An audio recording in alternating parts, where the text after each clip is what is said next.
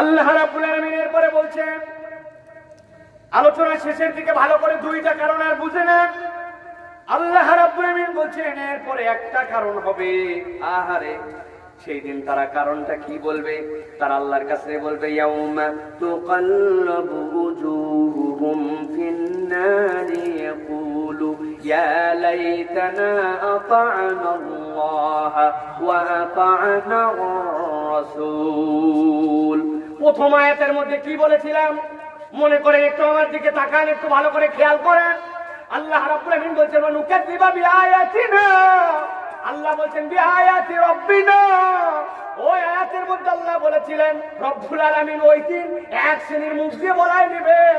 আজকের বিপদের কারণ হচ্ছে আমরা আল্লাহর আয়াতকে অস্বীকার করেছিলাম। আল্লাহ এখানে এসে ফিনিশিং দিচ্ছেন, বান্দা শোনো, ওই দিন যাওয়ার পরে এক শ্রেণীকে যখন জাহান্নামের একদম সামনে নিয়ে আসা হবে, নুকাল্লিবু উজুহুম মানে কি? নুকাল্লিবু উজুহুম মানে আপনি পাঁচতলার ছাদের উপরে উঠছেন, ছাদের পাশ দিয়ে কোনো বাউন্ডারি দেওয়া নাই। আপনি যখন নিচের দিকে তাকাবেন একবারে ধারে যায় সোজা তাকাবেন না, দূরের থেকে এরকম করে দেখবেন, কেউ একটু ধাক্কা দিলে আপনার অবস্থা খারাপ, ঠিক কি না?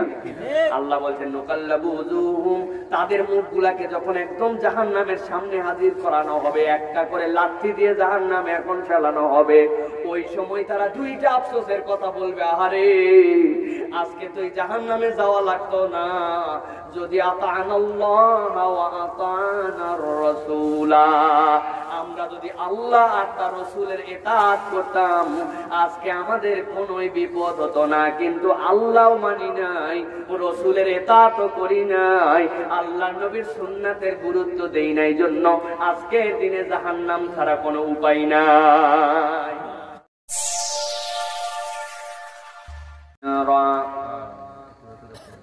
فقد قال الله سبحانه وتعالى في كلامه المجيد وفي فرقان الحميد، أعوذ بالله من الشيطان الرجيم،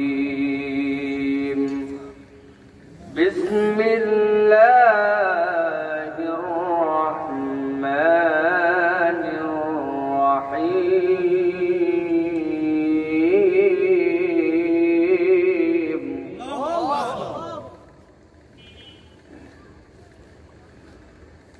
ولو ترى إذ وقفوا على النار فقالوا يا ليتنا نرد ولا نكذب بآية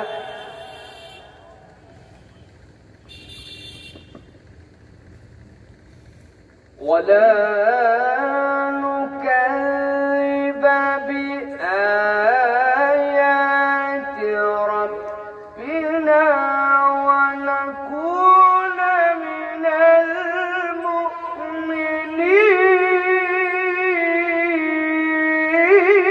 المؤمنين. الله أكبر.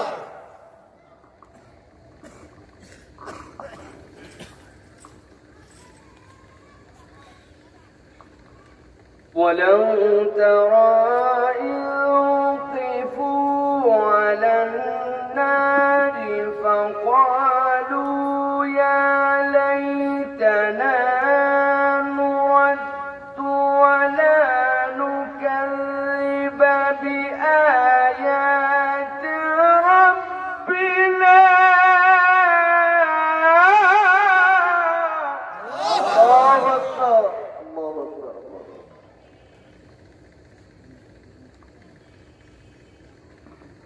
ولا نكذب بآيات ربنا ونكون من المؤمنين.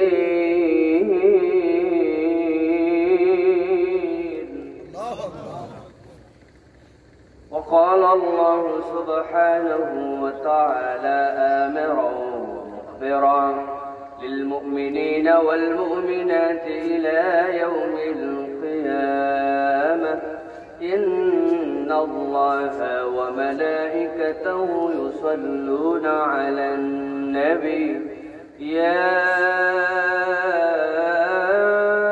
أيها الذين آمنوا صلوا عليه وسلموا تسليما اللهم صل على محمد وعلى آل محمد كما صليت على إبراهيم وعلى آل إبراهيم إنك حميد مجيد اللهم بارك على محمد وعلى آل محمد كما باركت على إبراهيم وعلى آل إبراهيم إنك حميد مجيد الحمد لله সর্বাগ্রে আল্লাহ রাব্বুল আলামিনের কৃতজ্ঞ হচ্ছি যে আল্লাহ রাব্বুল আলামিন আমাদেরকে লক্ষ কোটি মানুষের মাঝ থেকে আলাদা করে দৌলতে ঈমান দান করে আল্লাহ রাব্বুল আলামিনের পছন্দনীয় মাজলিস মাজালিসুল যিকিরে আমাদের দুনিয়ার সব কাজ ছেড়ে আজকের এই সময়টুকুকে আল্লাহর জন্য ওয়াকফ করার মতো মন মানসিকতা যোগ্যতা সুস্থতা আল্লাহ রাব্বুল আলামিন পরিবেশ পরিস্থিতি দান করেছেন সেজন্য তার কাছে কৃতজ্ঞ হচ্ছি সকলে পড়ি আলহামদুলিল্লাহ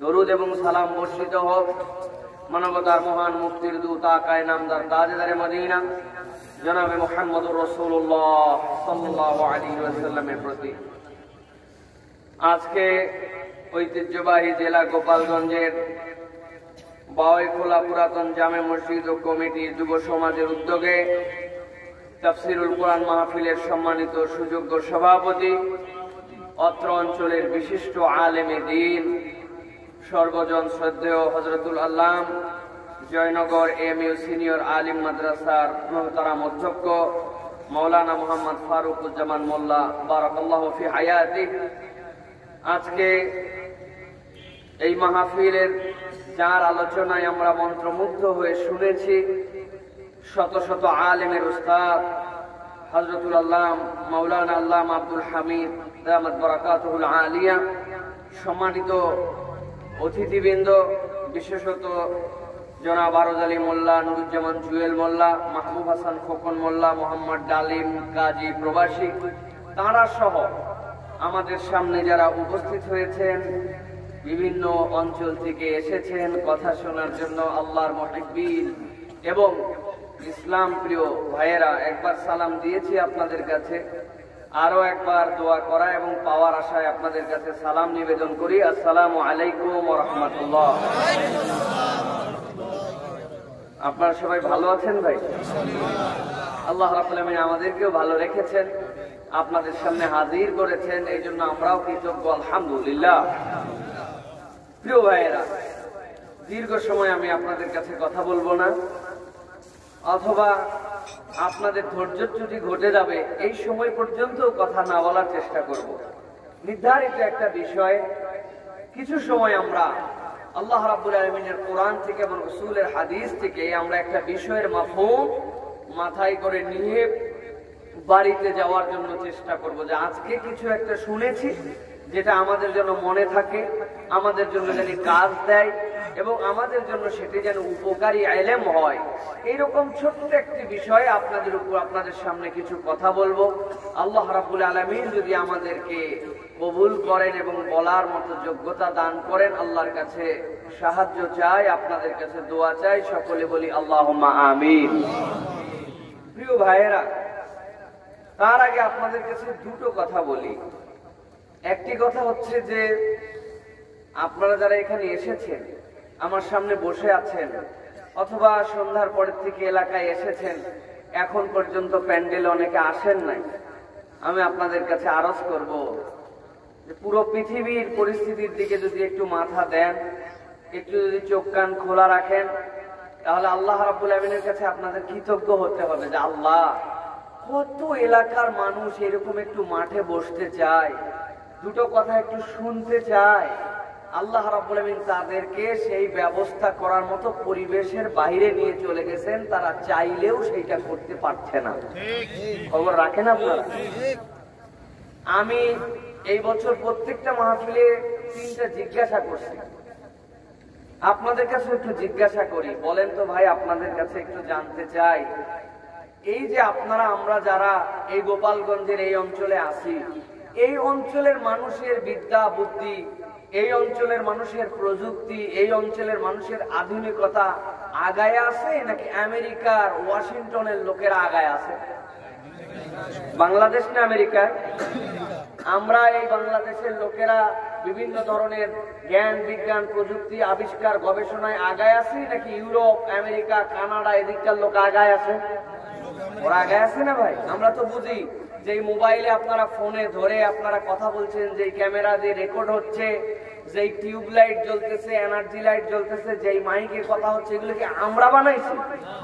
এগুলো আমরা ব্যবহার করছি। বানিয়েছে যায় দেখেন চায়না বানিয়েছে, জার্মান বানিয়েছে, অন্যান্য প্রযুক্তি সমৃদ্ধ দেশ, ঠিক কিনা? তার মানে তারা সব দিক দিয়ে আগায় আমরা দেখতে পাচ্ছি। এই আগানোর সাথে সাথে তারা আরো একটা বিষয় আগায় না পিছায় আপনাদের কাছে একটু জানতে চাই। বর্তমান পৃথিবীতে যে করোনা ভাইরাস আক্রান্ত হয়ে পুরো পৃথিবীকে কাবু করে ফেলেছে, এই করোনা ভাইরাসে কি আমরা আগায় না ওরা আগায়? বুঝে বলেন কিন্তু কথা, মুখে মাস্ক পরে আছেন এটাও চাই না, সুতরাং কথাবার্তা বুঝে বলতে হবে। ওরা আগায় না আমরা আগায়? কেন? প্রযুক্তিতে আগায়, জ্ঞান বিজ্ঞানে আগায়, পরিচ্ছন্নতায় আগায়, নানান ধরনের আধুনিকতায় আগায়, ট্রিটমেন্টে আগায়, মেডিসিন আগায়। কিছু হলে আমাদের তো বড় লোকের যদি পেট খারাপও হয় তাও তো বাইরে ট্রিটমেন্ট করতে যায়, ঠিক কিনা? হাত একটু ব্যথা করতেছে, চলে গেছে বাইরে, পয়সা আছে, এখন সেইগুলো আর যাইতে পারতেছে না, ওইগুলো মরেও নাই তো। প্রায় 1 বছর হচ্ছে বাইরে যাচ্ছে না, রেখে মরে গেছে সব।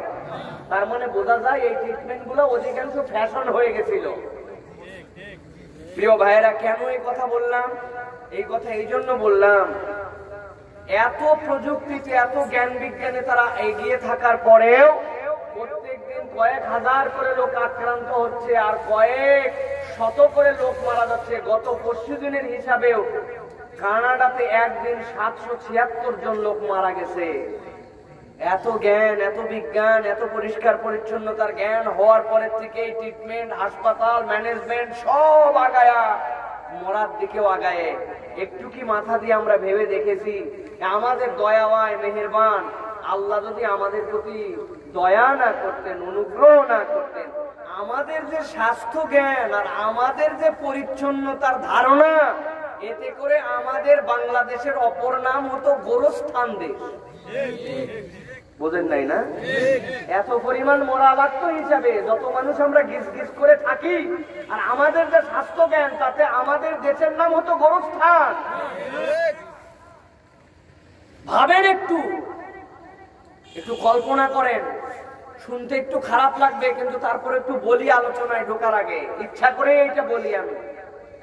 আপনাদের মসজিদ আছে, রাস্তার সামনে কোনো একজন লোক দেখছে নামাজ পড়তে আসবে, নামাজে যাবে, মসজিদে ঢুকে গেছে, ঢোকার পরে বাথরুম চাপছে, তার মসজিদের বাথরুম ব্যবহার করছে।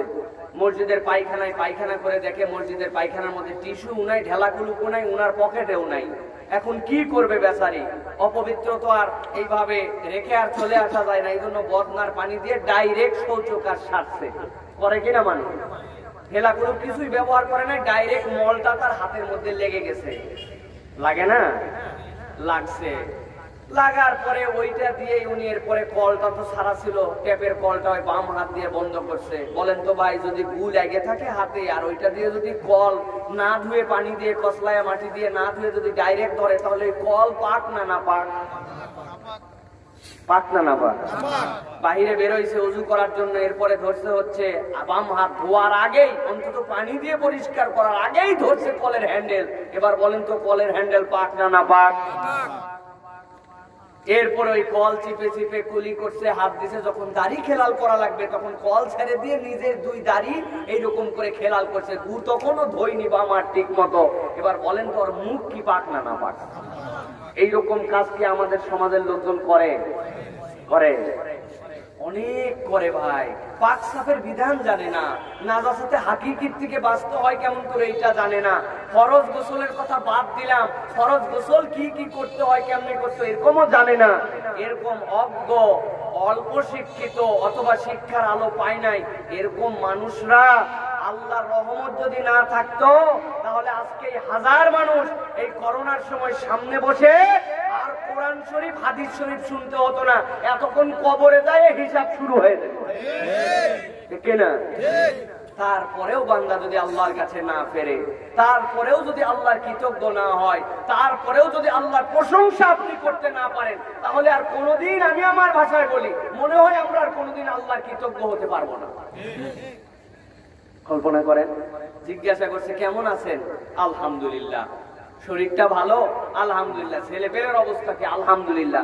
মনে করছে বাবারে বাবা, আমার থেকে বড় আলহামদুলিল্লাহ বলনেওয়ালা লোক আছে নাকি এলাকায়, উনি আলহামদুলিল্লাহ খালি কথায় কথায় আলহামদুলিল্লাহ বলে। ভাই, সব সময় আলহামদুলিল্লাহ মানে এইটা না।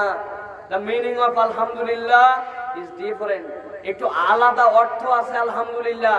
আলহামদুলিল্লাহ মানে তো ওইটা, আমি সেই রবের প্রশংসা হচ্ছি যেই রব আমাকে এখন পর্যন্ত হায়াতে রেখে আজ পর্যন্ত সুস্থ রেখেছেন। এরকম কঠিন পরিবেশ পরিস্থিতিতেও আমি আল্লাহর প্রতি কৃতজ্ঞ হয়ে ওই আল্লাহ যা যা করতে বলেছেন আমি তাই তাই করি, ওই আল্লাহ যা যা নিষেধ করেছেন আমি তার থেকে দূরে থাকি।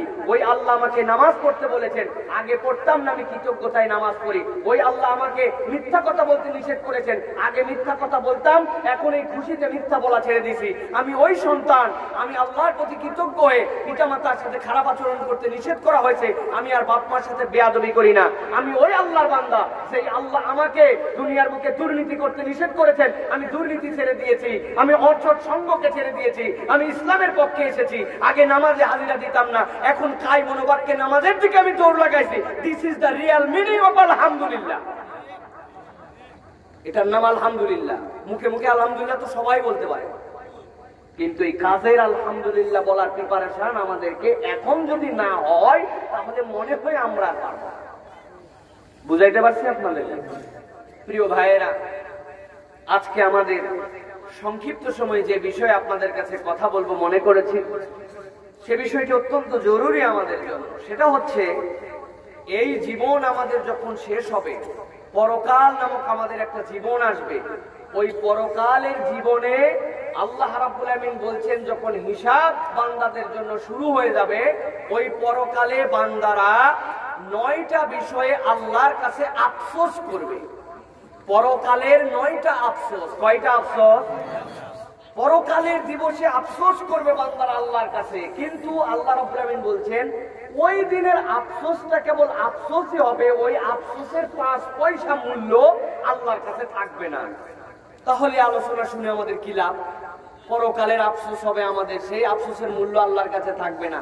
শুনে লাভ হচ্ছে, ওই 9টা কারণ বের করে দুনিয়াতেই তার প্রস্তুতি নিয়ে যেন যেতে পারি, যাতে করে পরকালে আমার ওই আফসোস করতে না হয়। সুবহানাল্লাহ। দেখেন, আপনাদের এলাকায় ক্লাস 5, ক্লাস 6, ক্লাস 7 এরকম বিভিন্ন ক্লাসের ফাইনাল পরীক্ষা হয় কিনা? বলেন তো প্রিয় ভাইরা, ক্লাস 5 এর পরীক্ষা কঠিন হয় না ক্লাস 10 এর পরীক্ষা কঠিন হয়? ক্লাস 10 এরটা কঠিন হয় না ইন্টারেরটা কঠিন হয়? ইন্টারেরটা কঠিন হয় না বিসিএস এরটা কঠিন হয়?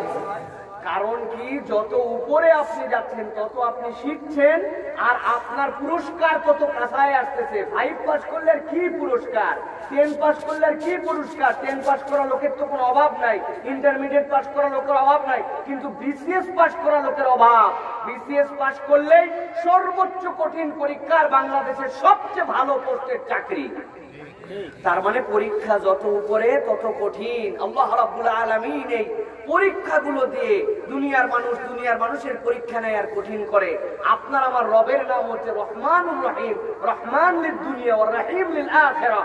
দুনিয়ার জন্য তিনি রহমান, আর রহিম হচ্ছেন পরকালের জন্য। আপনার আমার রবের কি দয়া, তিনি বলছেন, বান্দা আমি এই প্রশ্নগুলা তোরে বেরে করে ফাঁস করে দিলাম, তোর জন্য দুনিয়ায় থাকতেই জানাই দিলাম, পরকালে যেয়ে কিন্তু এই 9টা সাবজেক্টে তুই আফসোস করবি।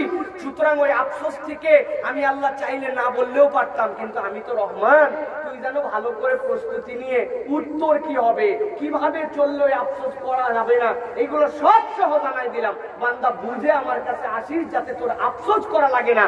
ওই আল্লাহ হচ্ছেন রহমান, যিনি এই প্রশ্নটা আগেই ফাঁস করে দিয়েছেন।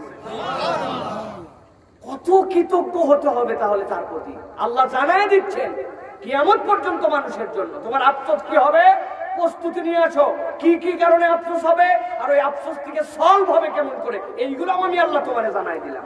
তাহলে এই বিষয়ে আমাদের জানার দরকার আছে কিনা? আমি আগে আপনাদের কাছে বলে রাখি, বড় বড় গল্প, লেকচার, নানান ধরনের আপনাদের কাছে হিস্ট্রি, এগুলো আমি বলতে পারবো না। আমি আপনাদের কাছে সরাসরি কোরআনুল কারীম থেকে 17টা আয়াতের মধ্যে আছে, যে আয়াতে কারীমের আলোকে এই সাবজেক্টের উপরে 40 থেকে 45 মিনিট আপনাদের কাছে আমি কথা বলবো। শুনবেন ইনশাআল্লাহ? রাজি আছেন আপনারা ইনশাআল্লাহ? তবে একটা আপনাদের জন্য ঘোষণা আছে, মুরব্বীরা রাজি না থাকলেও চলবে। মুরব্বীদের আমার আজকের আলোচ্য বিষয়বস্তু না। আমারে যারা দেখতে পাচ্ছেন দূরের থেকে এই পর্যন্ত, আপনাদের কাছে একটু জিজ্ঞাসা করি, আমাকে কি সবাই দেখতে পান? ক্লিয়ার? আমারে দেখে কি মনে হচ্ছে ভাই, আমার বয়সটা ঠিক কিরকম হতে পারে, 60 নাকি 70? কত ভাই? মাশাআল্লাহ। আপনাদের গোপালগঞ্জের লোকের চোখ আলহামদুলিল্লাহ ভালো। জীবনে এক জায়গায় ধরা খাইছিলাম, মেহেরপুরে একবার এক মাহফিলে গেছি, এত মানুষ সামনে, আমি জিজ্ঞাসা করছি আমার বয়স কত, 60 নাকি 70? সামনে ছিল এক মুরব্বী চাচা, উনি জীবনে কোথাও ফার্স্ট হয়েছে কি হয় নাই জানি না, চিন্তা করছে আজকে চান্স পাইছি রে বাপ, লাভ দিতে বলছে হুজুর 60 বছর। উনার 60 বছর শুনে আমি হাসতেছি, পাশের থেকে একজন বলছে হুজুর আপনি মনে মাইন্ড করছেন, আপনি মাইন্ড না করলে হাসবেন কেন? আমি বললাম ভাই আমি কোনো মাইন্ড করি নাই। আপনি তো কয় আপনি হাসেন কেন? আমি হাসতেছি এই জন্য যে অন্তত পক্ষে 70 যে বলে নাই তাতেই আমি খুশি। পাশের থেকে একজন বলছে হুজুর আসল কথাটা আমি বলি, এই মুরব্বীকে আমি চিনি, আমার বাড়ির ধারাই বাড়ি, অশোকে পড়ছে ছানি, ও যা দেখে 100-র উপরে তাও জানি, এই প্রথম আপনারই 60 বলছে।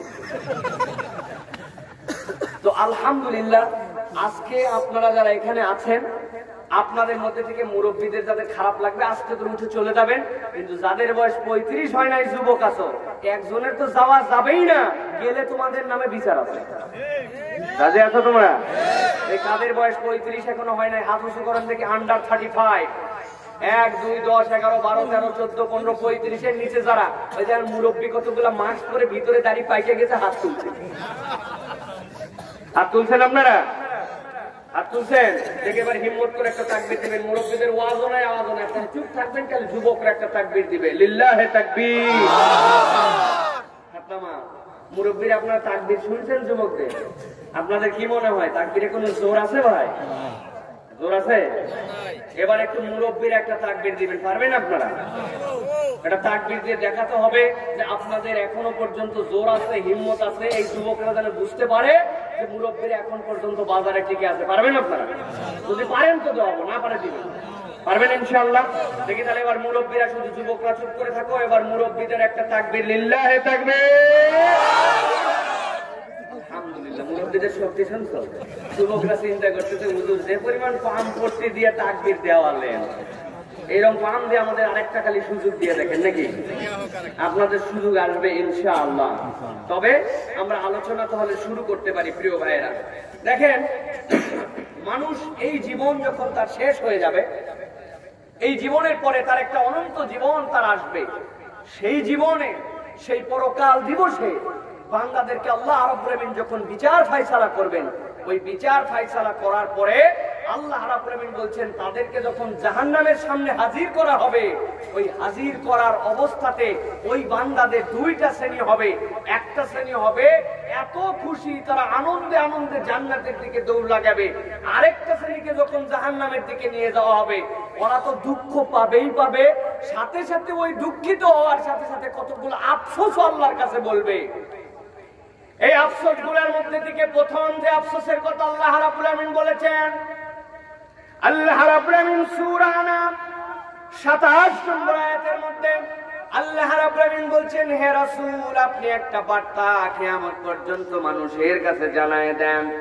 আল্লাহ রাব্বুল আমিন বললেন তাদেরকে জানান, ওয়ালাউ তারা ইয উকিফু আলান নারি ফাকালু فقالوا يا ليتنا نرد ولا نكذب بآية আল্লাহ রাব্বুল আলামিন বললেন, হে রাসূল, আপনি দেখতে পাবেন রাসূলকে সামনে হাজির করা হবে, ওয়ালাউ তারা, আপনি দেখতে পাবেন তাদেরকে ওই দিন ওই মানুষগুলোর মধ্যে থেকে যাদেরকে রব্বুল আমিন জাহান্নামের সামনে হাজির করে দিবেন, জাহান্নামের সামনে যাদেরকে দাঁড় করায় দেওয়া হবে। কারা তারা? যারা জাহান্নামের সামনে এসে দাঁড়াবে।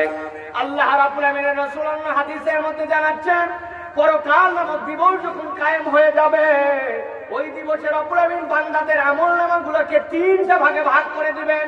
তিন ভাবে বান্দাদের আমলনামা আসতে শুরু করবে। এর মধ্যে এক শ্রেণীর আমলনামা আসবে, সেই আমলনামার গুলার মধ্যে আল্লাহ রাব্বুল আমিনের ওই বান্দারা থাকবে যারা দুনিয়ার বুকে আল্লাহর সাথে শিরিক করেছে, আল্লাহর সাথে কুফর করেছে। আল্লাহ বলছেন তাদের আমলনামার দিকে আল্লাহ তাকাবেন না, নজরও দিবেন না। ওদের জন্য বিচার ফায়সালা হচ্ছে বিনা হিসাবে তাদেরকে জাহান্নামের দিকে নিয়ে যাওয়া হবে।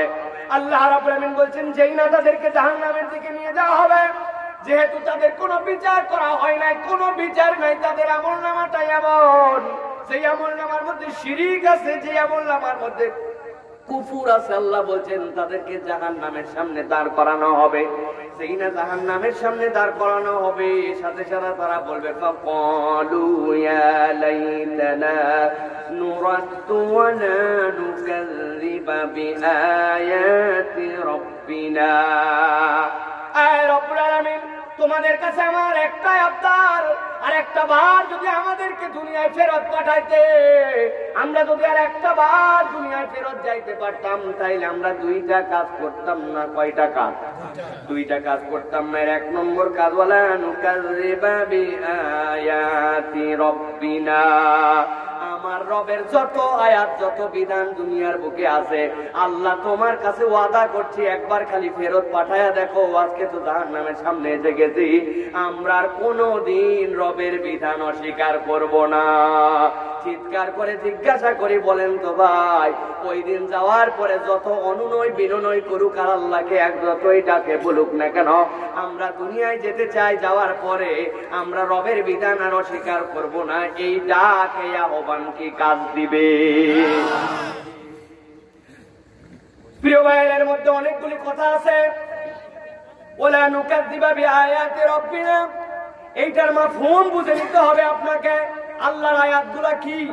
আল্লাহর আয়াত মানে হচ্ছে আল্লাহ রাব্বুল আমিন এই দুনিয়ার বুকে যেভাবে চলতে বলেছেন, যেভাবে বলতে বলেছেন, যা যা করতে বলেছেন, যা যা নিষেধ করেছেন, সেইগুলো আপনাকে বিশ্বাস করতে হবে। আপনার মাথায় ধরুক চাই না ধরুক, আপনাকে সেইটা স্বীকার করতে হবে।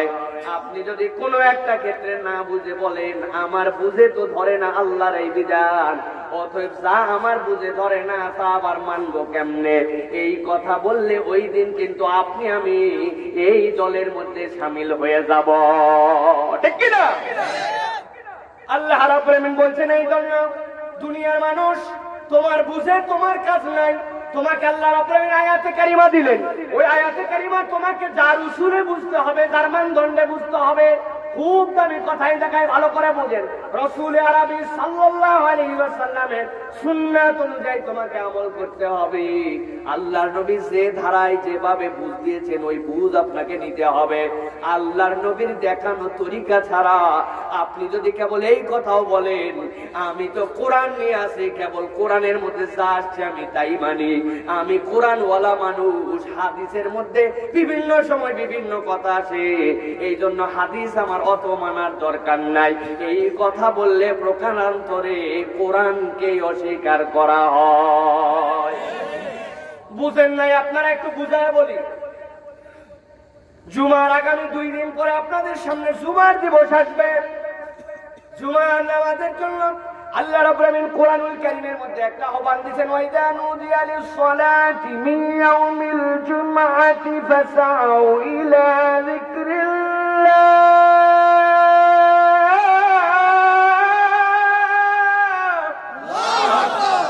আল্লাহ বলছেন, ও দুনিয়ার মানুষ, তোমার সামনে যখন জুমার দিবস আসবে, জুমার জন্য যখন আল্লাহ রাব্বুল আমিন তোমাকে ডাক দিবেন, খুব ঠান্ডা মাথায় বোঝেন।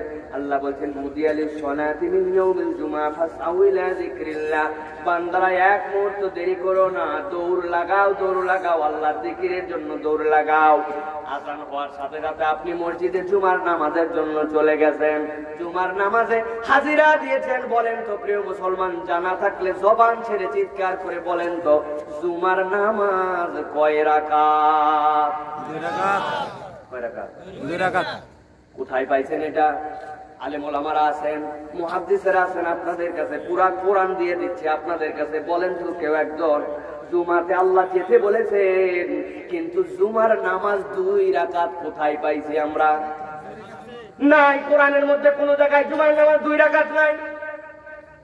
প্রত্যেক রাকাতের মধ্যে আমরা জুমার দিনে হাজির হয়ে একটা করে রুকু দেই, 2টা করে সিজদা দেই, দেই কিনা? পুরা কোরআনুল কারীমের কোন জায়গায় নাই আপনি কয়টা রুকু দিবেন, কয়টা সিজদা দিবেন, রুকুর মধ্যে কি পড়বেন। তাসবিহের মধ্যে আল্লাহ বলেন ফারকাউ মা'আর রাকিন, বান্দা তুমি রুকুকারীদের সাথে রুকু করো, সিজদা করো, কিন্তু আল্লাহ বলেন নাই। তাইলে আমরা সিদ্ধান্ত নিব যে হুজুর নবীদের সময় তো নবীরা ছিলেন মাসুম, তাদের কোনো গুনাহ নাই। সাহাবীরা হচ্ছেন আদুল, তারা হচ্ছেন ন্যায়পরায়ণতার উপর প্রতিষ্ঠিত ছিলেন। যারা ঈমানের উপর আল্লাহর নবীকে দেখেছেন আর ঈমানের উপর মৃত্যুবরণ করেছেন, তাদেরকে তো আল্লাহ মাফ করে দিয়েছেন। আমাদের আমলনামা গুনাহে ভরা, গুনায় আমাদের একাকার। সাপ্তাহিক একটা দিন জুমার দিন, এই জুমার থেকে আমার হুজুরের পিছনে আমরা 4 রাকাত জুমার নামাজ, প্রতি রাকাতে 2 রুকু আর প্রতি রাকাতে 4টা করে সিজদা দিব, যাতে করে আল্লাহর বেশি প্রিয় বান্দা হতে পারি। কারা কারা রাজি আছেন হাত উঠান। ও বাবা, 4 রাকাত জুমার নামাজ পড়বেন, বুঝে নাই, না বুঝে হাত তুলছে, ঠিক কিনা? আপনারা কি বলবেন হুজুর? আপনারা সকল যুক্তি বাদ দেন, আমার নবী যেটা করে নাই সেইটা আমি করবো না, ঠিক কিনা? তাহলে নবী যেটা করে নাই, জুমার নামাজে 1000 যুক্তি দেওয়ার পরে আপনি সেইটা করতে রাজি নাই, সেইটা মানতে রাজি নাই। সিজদা দিলে সওয়াব হয়, রুকু করলে সওয়াব হয়, নামাজ পড়লে সওয়াব হয়, কিন্তু জুমার দিনে আপনি এইটা মানবেন না। তাহলে রাসূলের যেই নামাজ আমি আমার জুমার দিনে মানি, রুকু সিজদায় মানি, ওই রাসূলকে কি আমাদের বাকি জীবনের সব জায়গায় মানার দরকার আছে কিনা? এই কথা বললেই কিন্তু আমাদের অনেকের মন খারাপ। অনেকে আবার বলবেন বক্তা চিনিয়ে ফেলাইছে অমুক দলে। ভালো করে বুঝেন প্রিয় মুসলমান, আমার কথা নয়, আল্লাহ রাব্বুল আমিনের কথা। আল্লাহ রাব্বুল আমিন বলছেন ওয়া নাকুনা মিনাল মুমিনিন। ওই মানুষেরা কেবল এই কথাই বলবে না, তারা বলবে রব্বুল আমিন আজকের দিনে ঈমানদারদের কি দাম। যারা আল্লাহ এবং তার রাসূলের জীবন মত পথ অনুযায়ী চলেছিল, তাদের দাম আজকে আমাদের কাছে পরিষ্কার হয়ে গেছে। আল্লাহ যদি আমাদেরকে একবার দুনিয়ায় ফেরত পাঠাও, তোমার কাছে 2টা ওয়াদা করলাম আল্লাহ, তোমার যে আয়াত, তোমার নবী যেভাবে চলতে বলেছিলেন, যেভাবে কোরআনের আয়াত আসছিল, এগুলো তো মানবই মানবো। আর 2 নম্বরে তুমি দেখতে পাবে নাকুনা মিনাল মুমিনিন, আমরা পাক্কা 100% ঈমানদার হয়ে এবার তোমার কাছে আসব। বলেন তো ভাই, যতই আল্লাহর কাছে বলুক, ওই দিন কি ফেরত আসার কোন সুযোগ থাকবে? তার মানে এই আয়াত থেকে আমরা বুঝলাম, ওই আফসোস থেকে বাঁচার জন্য দুনিয়াতে আপনাকে আল্লাহর আয়াত বুঝে নিতে হবে, আর ঈমানদার হিসাবে আল্লাহর সামনে হাজির হতে হবে, ঠিক কি না? আল্লাহ রাব্বুল আমিন এরপরে বলছেন রব্বানা আবসারনা ওয়া সামি'না ফারজি'না না'মাল সালিহান ইন্না মুকিনুন।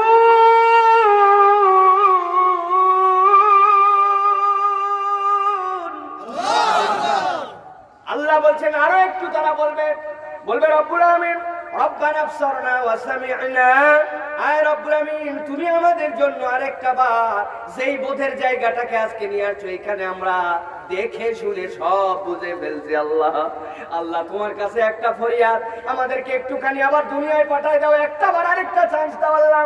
দুনিয়ায় একবার যাবো, যাওয়ার পরে না আমার সলিহা, যাওয়ার পরে দেখবে কি ভালো কাজটাই না আমি করি, আজকে তো সব দেখে বুঝছি, চোখে দেখছি আল্লাহ তুমি যা বলছিলে, যে আয়াত দিয়েছিলে, যা না করলে তোমাদের জন্য যা সাজা হবে সবগুলা জেনে ফেলেছি।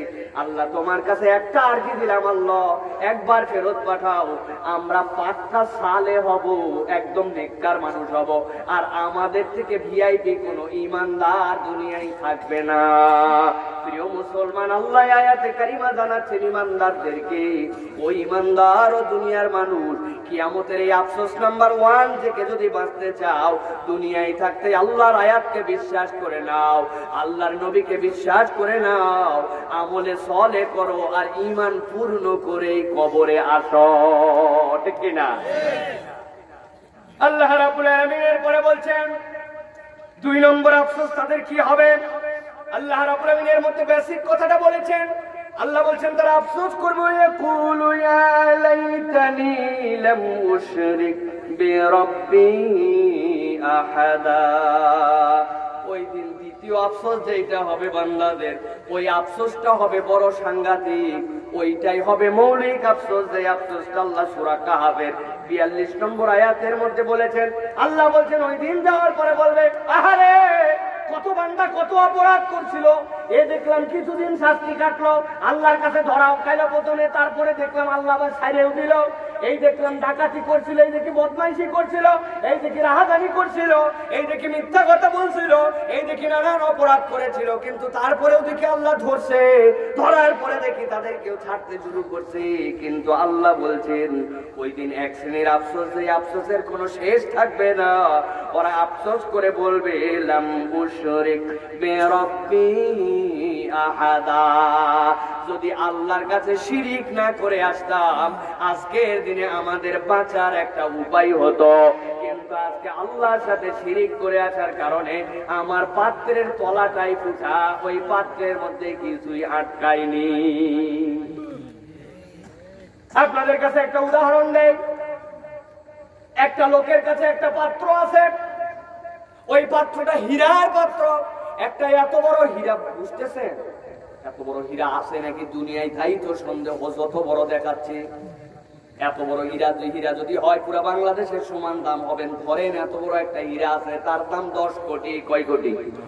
আর একটা পাত্র আছে একজনের কাছে এত বড়, সেটা হচ্ছে সোনার, ওই পাত্রটার দাম ধরেন 10 লাখ। আরেকজনের কাছে একটা পাত্র আছে সিলভারের, আপনাদের বাড়িতে আছে না, এত বড় একটা পাত্র 30 টাকা হলেই হয়। আরেকজনের কাছে এত বড় একটা পাত্র আছে মাটির খামারের কাছ থেকে নেওয়া, কুমারের কাছ থেকে নেওয়া, মাত্র 5 খান টাকা, ওইটা দিয়ে আমাদের মায়েরা মাত্র ওই খান কি 4টা পাত্রের পাশাপাশি হীরা আছে, সোনা আছে, তারপরে আছে পিতল, তারপরে আছে সিলভার, তারপরে আছে মাটি। 4টার মধ্যে সবচেয়ে কম দাম মাটির। এখন ওই যে 3টা পাত্র, প্রথম যেগুলার কোটি কোটি টাকা দাম, সব পাত্রের নিচে ছোট্ট একটু সুই পরিমাণ ছিদ্র আছে, আর মাটির পাত্র 5 টাকার মধ্যে ছিদ্র নাই। সব পাত্রের মধ্যে দুধ ঢেলে দিতেন, দুধটা থাকবে কোন পাত্রে? মাথা ঠিক আছে আপনাদের? আরে কোটি কোটি টাকা দাম, টাকার গরমেই তোর মধ্যে থাকার কথা। আশ্চর্য কথা, টাকার একটা বলে ব্যাপার আছে না, মিলিয়ন মিলিয়ন টাকা দাম, ও টাকার গরমেই তোর মধ্যে থাকবি না কেন? বলে থাকাই লাগবে বলেও রেখে দেবে নাকি? থাকবে, থাকবে কার মধ্যে? আল্লাহ রাব্বুল আলামিন বুঝাচ্ছেন, বান্দা বুঝো, তোমার আমল যেরকম হোক, তোমার আমল কম হোক বেশি হোক, আল্লাহ বলছেন ইয়াউমা লা ইয়ানফাউ মালু ওয়ালা বানুন ইল্লা মান আতাল্লাহা বিকলবিন সালিম। ও দুনিয়ার মানুষ বুঝে নাও, আমি আল্লাহর কাছে ওই দিনে তোমার ধন, তোমার সম্পদ, তোমার টাকা, তোমার পয়সা, তোমার বাহাদুরি, তোমার তাকাব্বুরি, তোমার ক্ষমতা, তোমার এইগুলা কোনোটা কাজে দিবে না। ইল্লা মান আতাল্লাহা বিকলবিন সালিম, যদি একমাত্র ইমানদার হয়ে, মুমিন হয়ে, মুসলমান হয়ে যদি তুমি আল্লাহর কাছে আসতে পারো, তোমার আমল যদি কম হয়, ও বান্দা তোমার একটা মাটির পাত্র আছে যাতে ছিদ্র নাই, ওইটার দ্বারা আল্লাহ কখনো না কখনো তোমার ভুলগুলাকে মাফ করে তোমাকে জান্নাতে ঢুকাবেন। কিন্তু আল্লাহ বলছেন তোমার পাত্র যত বড় হোক, যত হাপড় ফপড় ভাব তোমার যাই হোক না কেন, কিন্তু তোমার আমল নামায় যদি আল্লাহর সাথে শিরিক থাকে বান্দা, আমি আল্লাহ বললাম ওই দিন কিন্তু আফসোসের কোনো শেষ থাকবে না। আল্লাহ বলছেন ওয়াকুলু ইয়া লাইতানি লাম উশরিক বিরাব্বি আহাদা, আল্লাহ আজকের দিনে বড় বাঁচা বেঁচে যেতাম যদি আমি শিরিক না করে আসতাম। পৃথিবীতে এখন অনেক ইমানদারও আছে, ইমানের দাবিতে দুনিয়ায় চলে, কিন্তু আমলে যে তার শিরিক যুক্ত হয়েছে খবর বান্দার জানা না। আছে এরকম? এই অঞ্চলে একটু বেশি আছে, ফরিদপুরের পরের থেকে এইদিকে বেশি আছে, কারণ এদিকে রশির টানাটানি বেশি, তাই না? কোথায় যাচ্ছেন ভাই? ওই আল্লাহ রসুলের নামে চলেছি আমি ভাই, দোয়া করো শ্বশুর বাড়িতে যাই। উনিও বলছে আল্লাহ রসুল তোমারে ভালো রাখুক। দুইজনই কি মোহব্বতের দোয়া, আর কি আল্লাহ রসুলের প্রতি তাদের ভালোবাসা। আল্লাহর সাথে রসুল যদি এই জায়গায় আপনি নাম নেন, তাহলে কোরআন হাদিস বলছে আপনার ইমানের মধ্যে সমস্যা হবে। সেখানে আপনার বাবা ছাড়া চলে না, আপনার ইমান কোথায় গেছে?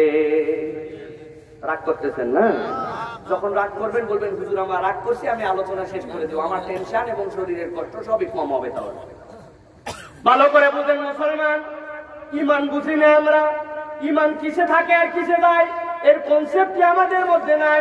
বলে হুজুরের কাছে আপনি কেন গেছেন? ভাই বাবা, হুজুরের কাছে তো আমি কিছুই পাই না, হুজুর কি দিবে? আবার হুজুরের কাছে তো এই জন্য গেছি, আমার বাবার কাছে, আমার পীর সাহেবের কাছে, আমার অমুকের কাছে, এই জন্য গেছি। কেন গেছেন? বাবা আমার একটা বাচ্চা হয় না, আমার ছেলেটার চাকরি হয় না, হুজুর কি বাচ্চা দেয়? হুজুর কি ছেলে চাকরি দেয় নাকি? না না, তো চান কেন হুজুরের কাছে? ওই হুজুর আল্লাহর বড় ওলি, আল্লাহর ইবাদত করতে করতে আল্লাহর মধ্যে উনি ফিদা হয়ে গেছেন।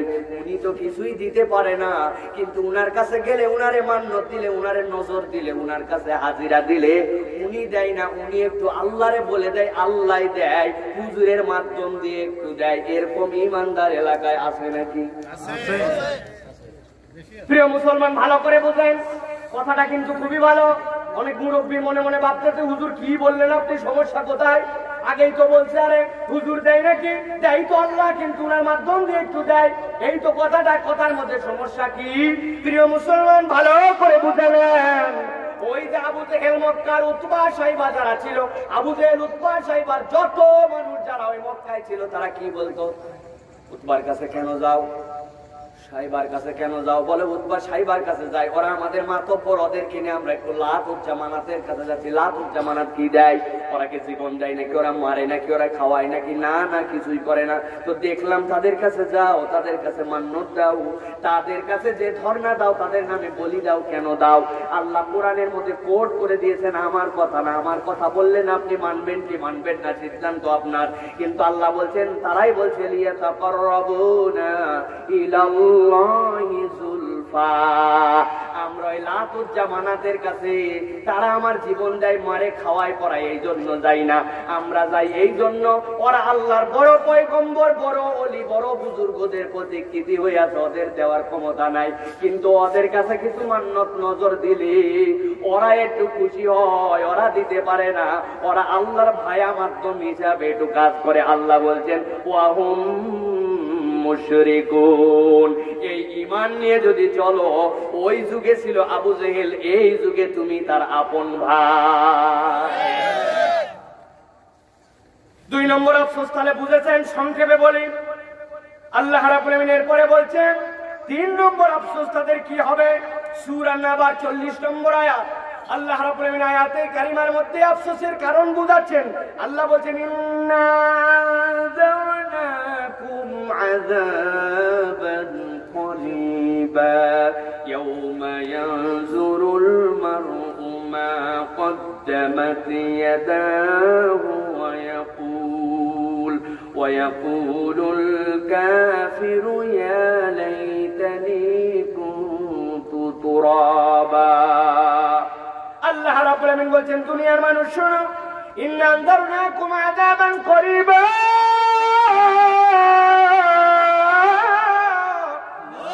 ও দুনিয়ার মানুষ, তোমাদেরকে আমি রব্বুল আমিন একটা অত্যাশূন্য আযাবের ভয় দেখাচ্ছি। কি আযাব তোমাদের জন্য? আল্লাহ বলছেন ইয়াউমা ইয়ানজুরুল মারউ মা কদ্দামাত ইয়াদাহু। ওই দিন আল্লাহ রাব্বুল আমিন তোমার সামনে সুস্পষ্ট করে দিবেন তুমি কি পাঠাইছো। দুনিয়ার মানুষ, তুমি ওইখানে থেকে এই পরকালের জন্য যা যা তোমার অ্যাকাউন্টে জড়ো করছো সব জড়ো। গত বছর আপনারা ধান কাটছেন, গত বছর আপনারা আলু তুলছেন, গত বছর আপনারা সরিষা লাগাইছিলেন, গত বছর ফল করেছেন, সব আপনারা জড়ো করে রাখছেন। আগামী বছর পর্যন্ত চলবে, আগামী সিজনের আগ পর্যন্ত কতটুকু লাগবে, কতটুকু মশলা আমার বয়েল লাগবে, কতগুলো কি লাগবে, সবগুলা যেরকম রেডি। আল্লাহ বলছেন আমি আল্লাহ জানাচ্ছি ওই পরকাল দিবসে যাওয়ার পরে দেখতে পাবে বান্দা তুমি কি কি আমার কাছে পাঠিয়েছিলে, সবগুলা তোমার হাতে যখন পেয়ে যাবে, পাওয়ার পরে বান্দারা বলবে ইয়াকুলুল কাফিরু ইয়া লাইতানি কুনতু তুরাবা। আসার পরে দেখি আমলনামায় কিছুই নাই, কিছুই নাই। আল্লাহর কাছে বলবে রব্বুল আমিন রে, আজকে যদি মাটি হইতাম বড় বেশি ভালো হইতাম, যদি আমাদেরকে তুমি মাটি বানায়া দিতে। কি হইতে যাবে জোরে বলেন? কেন মাটি হইতে যাবে এত কিছু থাকার পরেও? কারণ আছে কিনা? কারণটা শুনে আল্লাহ নবী বলছেন মজার কারণ কেন তারা মাটি হতে যাবে। মুসনাদ আহমদের হাদিসের মধ্যে আসছে আল্লাহ নবী বলছেন পরকাল যখন কায়েম হয়ে যাবে, বিচার ব্যবস্থা যখন শুরু হবে, সব মানুষ, সব প্রাণী, সব কিছু আল্লাহর সামনে হাজির। আল্লাহর সাথে সাথে ভেড়া আর দুম্বা, ছাগল এদের বিচার করতে শুরু করবেন। একটা দুম্বার আল্লাহ রাব্বুল আমিন বলবেন তুই যে দুনিয়ার বুকে একসাথে চলছিলি, তোর শিংটা আগে উঠছিল, উঠাইছিলি, শিং উঠার ঠেলায় আরেক দুম্বারে, আরেক ভেড়ারে, আরেক বকরিরে তুই ঢিস দিছিলি। যেই না ছোট ছোট করে শিং উঠে দেখবেন ছাগল ভেড়া তখন যা পায় তার সাথেই মাথা দিয়ে ঢিসায় কিনা, সাথের পালের একটারে ঢিসাইছিলি তুই। আল্লাহ রাব্বুল আমিন বলবেন যেইটারে ঢিসাইছিল ওইটারে দাঁড় করাও, দাঁড় করা দিবেন রব্বুল আলামিন। এরপরে তার সিংহ যায় দিবেন, দেওয়ার পরে বলবেন তুই অন্যায় করে দুনিয়ার বুকে ওর সিং ছিল না, তারে গুতা দিছিলি, আজকে পরে সিং দিলাম, ওর সিং হারা করলাম, দে গুতা। গুতা দেওয়ার পরে আল্লাহ রাব্বুল আমিন হিসাব যখন চুকায় দিবেন, হিসমিস হয়ে গেছে খেলা। আল্লাহ নবী বলছেন সবগুলারে আল্লাহ রাব্বুল আমিন এরপরে বলবেন তোমরা মাটি হয়ে যাও। কাফের মুশরিকরা দেখবে হায় হায় দুনিয়ার বুকে অপরাধ করেছিল, তারপরে আসলো, আসার পর আল্লাহ একটু বিচার করার পরে মাটি বানায় দিলেন। আর আমাদেরকে রব্বুল আমিন আমলনামা দেখালেন, দেখানোর পরে এখন জাহান্নামের দিকে ঝাঁক ধরায় নিয়ে যাচ্ছেন। জাহান্নামের আযাব তো দূর থেকে আমরা বুঝতে পারতেছি কি ঠেলা, কি ঠেলা। ওই বিচার দেখে সাথে সাথে বলবে ইয়াকুলুল কাফিরু ইয়া লাইতানি কুনতু তুরাবা। যদি আজকে মাটি হইতাম তাইলে তো আর জাহান্নামে যাওয়া লাগতো না, আজকে তো মাটি হওয়ার আর কোনো সুযোগ নাই, সুতরাং জাহান্নাম ছাড়া আমাদের কোনো নিস্তার নাই। ও যুবক ভাইরা, তোমাদের কাছে বলি ভালো করে শোনো, কি আমল করছো আর কি তুমি চলতেছো, কোন রাস্তায় চলছো একটু বুঝে বুঝে চলো। সামনের দিনের রব্বুল আমিনের সামনে যখন তোমার লেপের নিচে থেকে মোবাইল চালানোর হিসাব বেরিয়ে যাবে, তোমার এমবি কিনে তুমি কোন খাতে ব্যয় করেছো, এই আঙ্গুলটা কি কি টিপছিল, রব্বুল আমিন যখন সব প্রকাশ করে দিবেন, লজ্জায় লজ্জায় মাথা তখন নিচু হয়ে যাবে। দুনিয়ায় মনে করতেছো কেউ কিছু দেখতে পায় না, আমি যেরকম করে চলি এরকম করেই চলবো, পরকালে আমার অ্যাকাউন্টে বোধহয় কিছু হবে না। একটু চোখ বন্ধ করে ভেবো, যদি কোনো একটা বিল্ডিং এর সামনে লেখা থাকে এইটা সিসি ক্যামেরা নিয়ন্ত্রিত, তাইলে ওর সামনে চোর যাইতেও ভয় পায়, চিন্তা করে এই চেহারা যদি উঠে যায় খুঁজে খুঁজে আমার এত বাইক করে ফেলবে। দুনিয়ার সামান্য একটু সিসি ক্যামেরায় যদি তোমার আমার এত ভয় লাগে, ধরা পড়তে হয়, আল্লাহ বলছেন আমি আল্লাহ তোমারে সতর্ক করলাম, আমি তোমারে আমার সামনে যেদিন হাজির করব সব তোমার প্রকাশ করে দেওয়া হবে। বলো তো ভাই, ওই দিন আল্লাহর সামনে দাঁড়ানোর মতো প্রস্তুতি আমাদের কি আছে? ওয়াজ শোনার জন্য খালি শুনেন না, একটু অন্তর দিয়ে ভাবার চেষ্টা করেন আমি সহ, আমরা কি আল্লাহর সামনে ওই দিন দাঁড়াতে পারবো? দুনিয়ায় তো কত দাপট, কত ফুটানি, কত দুনিয়াদারি করলাম। আল্লাহ রাব্বুল আমিন বলছেন এবার শোনো, পরকালের জন্য কিছু না করতে পারার আফসোসটা আল্লাহ আলাদা করেছেন। আল্লাহ রাব্বুল আমিন বলছেন ইয়াকুলু ইয়া লাইতানি কদ্দামতু লিহায়াতি فيومئذ لا يعذب عذابه أحد ولا يوثق وثاقه أحد আল্লাহ 4 নম্বর কারণ বলছেন, ওই দিন যাওয়ার পরে কপাল চাপড়াবে আর আফসোস করে বলবে, আরে দুনিয়ার বুকে আমি কত না কাটালাম, কত কিছু করলাম, ব্যবসাকে কেমনে বড় করা যাবে, আগামী 25 সালে আমার ব্যবসা প্রতিষ্ঠানে আমি কোথায় দেখতে চাই, আমার ছেলেদেরকে আমি কোথায় নিয়ে যেতে চাই। মায়েদের কোনো ঘুম নেই, চিন্তায় চিন্তায় অস্থির। লকডাউনের মধ্যে ছেলে স্কুলে যাইতে পারে না, অনলাইনে স্কুল কেমনে করবে, মেগাবাইট কেমনে কিনবে, ফোন কেমনে কিনবে, কেমনে ক্লাসে শামিল হবে, আমার ছেলে কত বড় হবে। সকাল থেকে স্কুলের সামনে যতগুলা বাচ্চা ততগুলাই মা। বুঝেন নাই? ব্যাগ বাচ্চা ধোয়াইতে পারে না, মা কাঁধে করে নিয়ে যায়। আপনাদের এলাকায় আছে? ওরে বাবা রে বাবা, মহিলাদের গ্যাদারিং। আমরা অনার্স মাস্টার শেষ করছে, আমার বাপ মা বিশ্ববিদ্যালয় কোন জায়গায় থাকছে জীবনে দেখতেও আসে নাই। আর এখন 5-6 এর বাচ্চা কাচ্চা যতদিন স্কুলে গেছে ততদিন ওর মায়ের সাথে যাওয়া লাগে। স্বামীদের উপরে এই কারণে কিন্তু প্রেসার বাড়ছে, কারণ অমুক ভাবি দেখি মাঝে মাঝে নতুন জামা পরে আসে, আর আমি খালি একই জামা পরে গেলে আমার মানিজ্য থাকে। ওই জন্য বাচ্চা কাচ্চার সাথে বইয়েরও প্রচুর জামার চাহিদা। এলাকায় নাই, কিন্তু ঢাকায় আমাদের প্রচুর। প্রিয় মুসলমান, ভালো করে তাহলে বুঝেন আমরা আগায় যাচ্ছি। 4 নম্বর কারণটা সকলে অন্তরের দিকে তাকায় চিন্তা করেন। ওই দিন আল্লাহ বলছেন তোমাদের আফসোসের কারণ হবে, ইয়াকুলু ইয়া লাইতানি কদ্দামতু লিহায়াতি। ও আল্লাহ, ওই পরকালের জন্য যদি আমি কিছু পাঠাতাম। আল্লাহ এই জন্য কোরআনে বলছেন, ওয়াল তানজুরু নাফসুম মা কদ্দামাত লিগা। ও বান্দা, তোর পরিকল্পনা যদি এরকম হয়, কবরে যাইতে হবে, কবরে যাওয়ার পরে অনন্ত একটা জীবনে থাকতে হবে, তার জন্য তো তোমারে কিছু কাজ করতে হবে। আমি মাঝে মাঝে মজা করে বলি, যারা মোবাইল ফোন ব্যবহার করেন তাদের মোবাইলের নানা ধরনের সিম আছে আমাদের, কারো গ্রামীণ, কারো বাংলালিংক, কারো ওয়ারিড, কারো টেলিটক। এই মোবাইল কেনার পরের থেকে আজ পর্যন্ত যত টাকা খালি ফ্লেক্সি লোড দিয়েছি, দেখার কোনো সিস্টেম নাই। এরকম যদি কোনো অপশন থাকতো যে অমুক অমুক নাম্বার চাপলে কেনার পর থেকে যত টাকা ভরাইছে এইটা দেখা যাবে, এইটা যদি দেখার সিস্টেম থাকতো, এইটা দেখলে বহু মানুষ হার্ট ফেল করে মরে যেত। ঠিক কিনা ভাই? জানি না কত টাকা ভরাইছে, যখন যা লাগছে 10, 20, 30, 50, 100, 300 ভরাতে ভরাতে 10 বছর পর দেখবে সুবহানাল্লাহ, দেখলে স্টক করে মরে যেত যে এই টাকা আমার কাছে। আল্লাহ রাব্বুল আলামিন বলেন, ওয়াল তানজুরু নাফসুম মা কদ্দামাত লিগা। ও বান্দা, সাধারণ এক মোবাইল তোমার যদি 10 টাকা রিচার্জ করো, 20 টাকা করো, টাকা ফুরাই গেলে আর কথা বলা যায় না। এতদিন কোম্পানির সাথে আছো, এতদিন ধরে তোমার নামে রেজিস্ট্রেশন করা সিম, কিন্তু তোমার আর ক্যাপাসিটি নাই। ফোনও তোমার যদি আইফোনও হয়, ফোন যদি তোমার পৃথিবীর সেরা নেটওয়ার্কের ফোন হয়, তারপরেও টাকা নাই, তোমার ওইটার খাওয়া নাই। তাহলে বান্দা, তুমি তোমার জীবন নিয়ে পরকালে যাচ্ছ, আর দুনিয়া মাজরাউল আখিরা। এই দুনিয়ার বুকে জীবনটা পরকালের কর্মক্ষেত্র ছিল, ওই পরকালের জন্য তুমি কিছুই করলে না, ওইখানের জন্য অ্যাকাউন্টে ব্যালেন্স পাঠালে না, ওইখানে যাওয়ার পরে তুমি চলবে কেমনে? তুমি সব কাজে সময় পাও, নামাজের সময় হয় না, নামাজে দাঁড়াইলে তাড়াহুড়া তাড়াহুড়া তাড়াহুড়া পেরেশানি। মুসলমান নানান অজুহাতে নামাজ পড়ে না, জুম্মাও পড়ে না, এরকম মুসলমানও নামধারী আছে কিনা? আল্লাহ রাব্বুল আলামিন বলছেন, ইয়াকুলু ইয়া লাইতানি কদ্দামতু লিহায়াতি।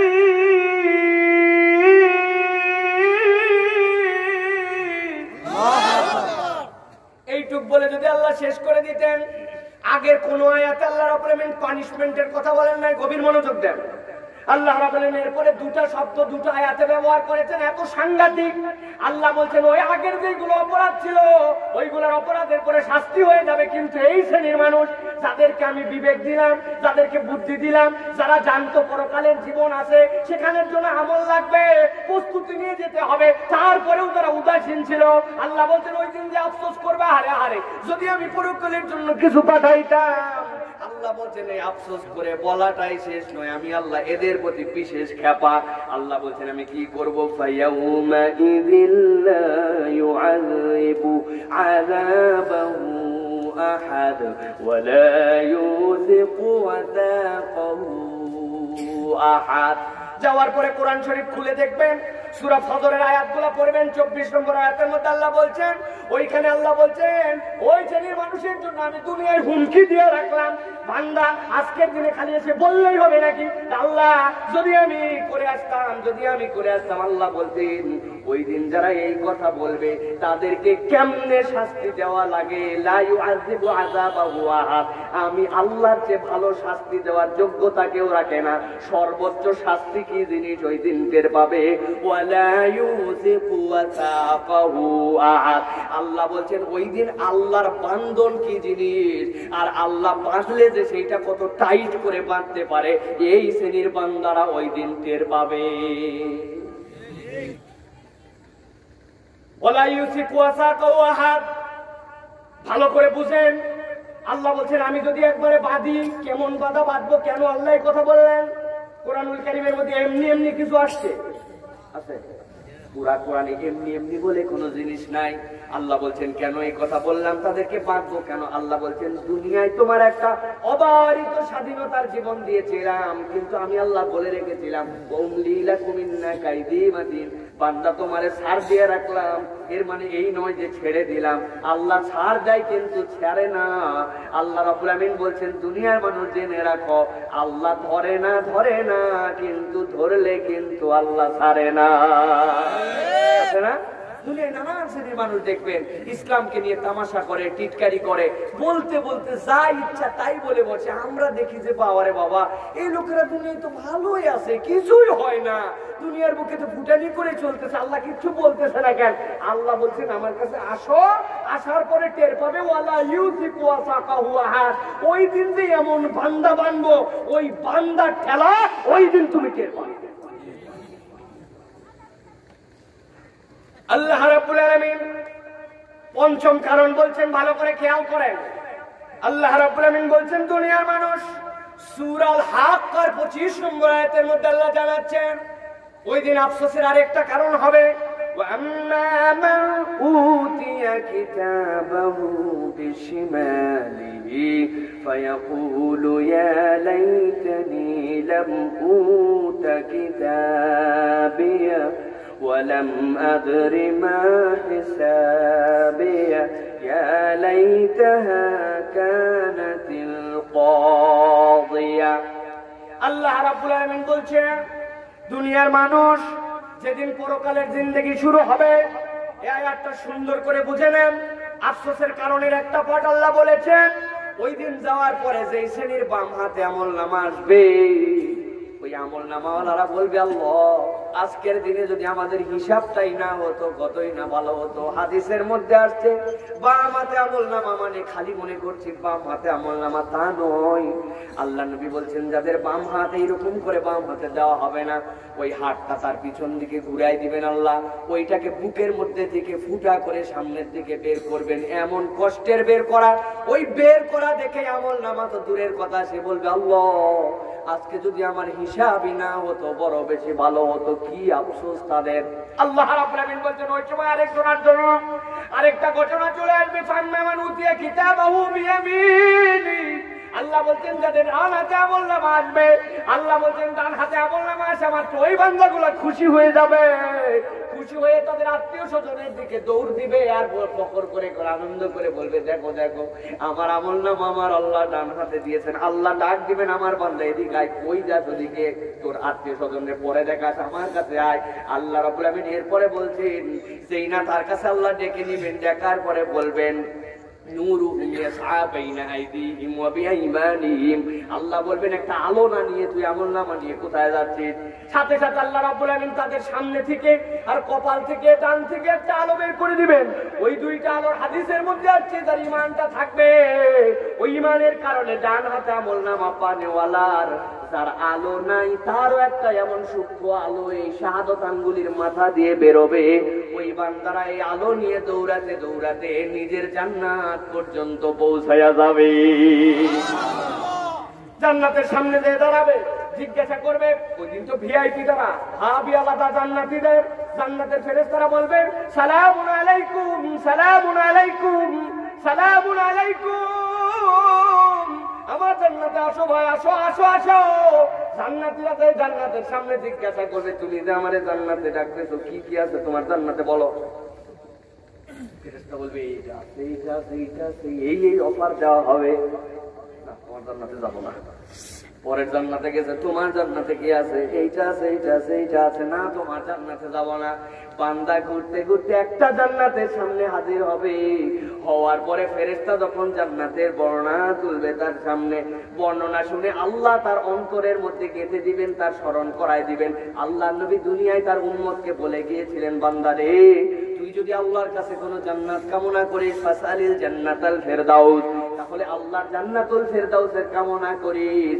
ওই বান্দা দেখবে সাথে সাথে তার আমলনামার মধ্যে ওই জান্নাতের সকল বর্ণনা চলে আসছে, মিলে গেছে। আল্লাহর নবী যে জান্নাতের কথা বলেছিলেন, ওই জান্নাতের বর্ণনা দেখে যেই না জান্নাতুল ফেরদাউসের সামনে আসবে, আল্লাহ সাথে সাথে বলবেন, সালামুন কওলাম মির রাব্বির রহিম, আমার রহিম রবের পক্ষ থেকে তোমাদেরকে সালাম দিয়ে দেওয়া হলো। ওই ডান হাতের আমলনামাধারী যারা থাকবে, ঝাঁকে ঝাঁকে জান্নাতের মধ্যে ঢুকে যাবে। আর আফসোস ওয়ালারা হবে ভিন্নরা। আফসোসের কারণ আল্লাহ বলতেছেন, ওয়াম্মা মান উতিয়া কিতাবাহু বিশিমালি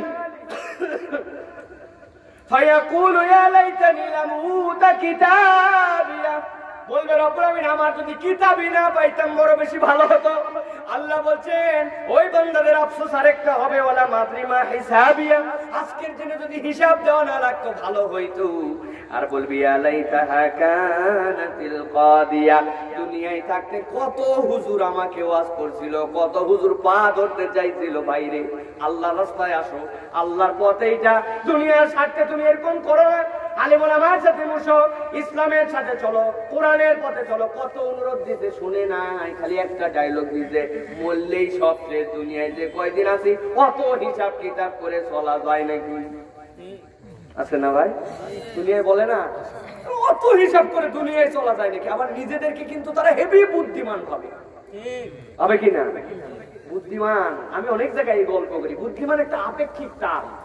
সব জায়গায় আপনি ভাইবেন না যে আপনি বুদ্ধিমান, ধরন হয়ে গেছে এরকম, কিন্তু এটা একটা আপেক্ষিক টার্ম। কেমন করে? এক লোক নাকি চুল কাটাতে গেছে, আপনাদের এলাকায় দেখলে চুল কাটায়, দোকানের নাম কি ভাই? নাপিত সেলুন। হ্যাঁ, সেলুনের দোকান। নাপিতের দোকানে চুল কাটাতে গেছে, যাওয়ার পরে নাপিত চুল কাটতেছে, পরে বলতেছে যে, স্যার, আমার এই দোকানের বাইরে একটা ছেলে আছে, বোকার বোকা, আপনি যদি দেখতে চান তাহলে প্রমাণ দেখাতে পারে। ও চিন্তা করছে, কি আজগুবি একটা জিনিস, একটা ছেলে বোকা, তাকে আমার দেখা লাগবে কি জন্য, আমি আন্দাজ দিই। কিন্তু ওই নাপিতের এত আগ্রহ দেখে বলছে, ঠিক আছে, এত আগ্রহ যখন, দেখাও, বোকাকে দেখাও। ও বোকাকে দেখানোর জন্য বলছে, স্যার তার আগে দেখেন আমার পকেটে 5 টাকার একটা কয়েন, 5 টাকার কয়েন আমার টেবিলের উপরে রাখলাম, আর 1 টাকার একটা কয়েন আমার হাতে রাখলাম, আপনি দেখতে পাবেন। কি বোকা ডাক দিছে, পিচ্ছি এদিকে আয়। ওই পিচ্ছি ভিতরে গেছে, ভিতরে আসার পরে বলতেছে, দেখ আমার হাতের মধ্যে 1 টাকার একটা কয়েন আছে, আর এই যে সামনে একটা 5 টাকার কয়েন আছে, তুই কোনটা নিবি? বলছে, আপনার হাতে যেটা আছে ওইটা দিয়ে দিছি। 1 টাকা নিয়ে খুশিতে বাইরে চলে গেছে। নাপিত বলতেছে, স্যার আপনারা যে বোকা দেখাতে চাইছিলাম, দেখলেন 5 টাকার নোট সামনে আর 1 টাকার নোট বলেই ছিলাম আমার হাতে, কত বড় বোকার বোকা, 5 টাকা না নিয়ে 1 টাকা নিয়ে চলে গেল। ওই লোক চিন্তা করছে, কি চেহারা, 5 টাকা না নিয়ে 1 টাকা নিয়ে চলে গেল, ব্যাপারটা কি? চুল টুল কাটার পরে বাইরে বেরিয়েছে, বেরোনোর পরে দেখে ওই ছেলেটা 1 টাকা দামের আইসক্রিম মুখের মধ্যে চুষতেছে আর মাঠের মধ্যে দৌড়াদৌড়ি করতেছে, খেলতেছে। ওরা ডাক দিছে, আয় পিচ্ছে দিকে আসছে। বলে, বাবা ওই নাপিত আমার ভিতরে বললো এটা বোকা দেখবেন বলে তোরে ভিতরে ডাইকে নিয়ে গেল, একটা 5 টাকার কয়েন সামনে রাখলো আর একটা 1 টাকার কয়েন হাতে রাখলো। 1 টাকা তোরে দিতে চাইলো না, 5 টাকাও দিতে চাইলো, তুই 1 টাকা নিয়ে চলে আসে, তুই এত বোকা কেন? তো বলছে, স্যার এই জন্য আমারে ডাকছেন? তাহলে শুনেন স্যার, এই যে 1 টাকা আমারে দিল, দিয়ে বোকা বানায় বাড়ালো, এই খেলাটা স্যার 3 মাস ধরে চলতেছে। কয় মাস? 3 মাস ধরে চলতেছে স্যার। আমি যদি আজকেই 5 টাকার কয়েনটা নিয়ে নিতাম তাহলেও বুঝে ফেলাতো যে আমি চালাক হয়ে গেছি, কালকের থেকেই খেলা বন্ধ। কিন্তু এই খেলা চালু রাখার জন্য 1 টাকা করে যে 3 মাসে 90টা কয়েন দেওয়া লাগছে, এই খবরও জানেন। বোকা কে?